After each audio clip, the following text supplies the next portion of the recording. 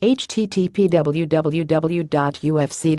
link smite.ufc.com account loyalty http www.ufc.com Cody Stamann was ready.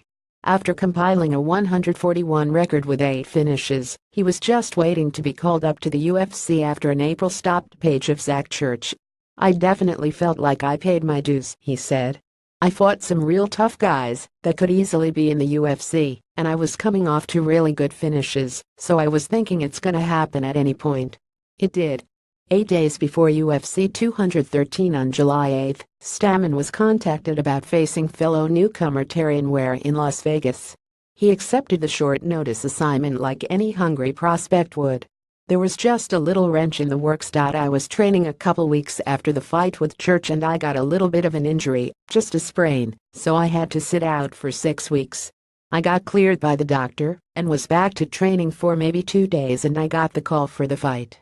Normally I'm always in the gym, so I have a pretty good idea of what kind of shape I'm in, and then I got that phone call, and it came at the absolute worst time. Now it was time for the 27-year-old to make lemonade out of lemons, or as he put it, make some magic happen in 8 days. Stamann put in the hours to get down to the 145-pound weight limit, doing 3 days up until weigh-in day. "I pretty much did an 8-week training camp in 8 days," he said. Then fight night came, and he knew he didn't have a full gas tank to go 15 hard minutes.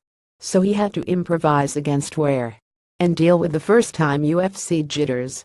But he eliminated those before they could take hold of him. "I knew that I really didn't have much in the gas tank, so I knew that if I had that nervous anxiety that would just kill my energy level and I'd be screwed after 5 minutes," he said.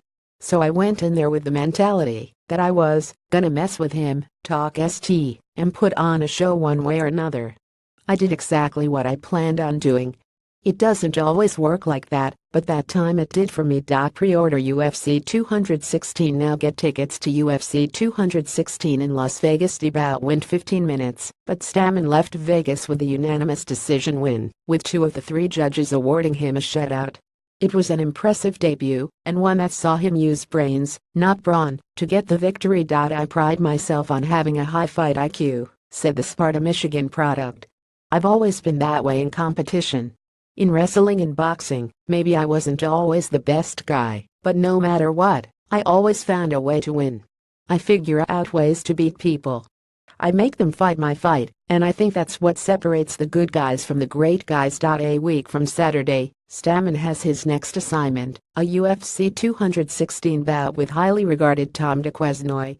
It's an intriguing bout for Stamann, who returns to 135 pounds, and he's confident that he is going to pick up his second octagon win at the expense of the Fire Kid. "I've watched a lot of his fights, and I really thought that if he had taken the fights that I took in the US, I don't think that he would be the superstar that he is," he said. "I think because he was a standout in Europe for Bama, that's really the reason he's all hyped up. I saw him fight a guy when he was a big favorite, and that guy was touching him quite a bit and almost dropped him. In my eyes, if I would have been standing in front of him and I would have been his debut, it would have been a short night for him.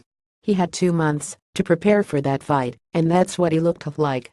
I came in on 8 days' notice, and I thought I was more impressive in my fight than he was in his. That confidence sets the stage for what could become an explosive clash of bantamweight prospects, and it was such an appealing opportunity for Stamann that he took the bout knowing that the UFC is heading to Detroit in December. But hey, if he exits the fight with little to no damage, he could make a quick turnaround. Stamann likes that idea, but he's not ready to pull the trigger yet. "I hate to make fight predictions because I've been in some nasty wars where you get in there and you get banged up and fighting 2 months later is just not feasible," he said. "So I never look past a guy and I've gotta fight first.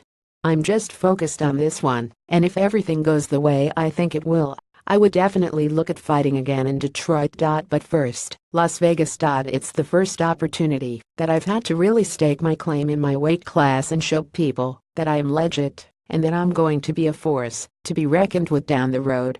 Watch past fights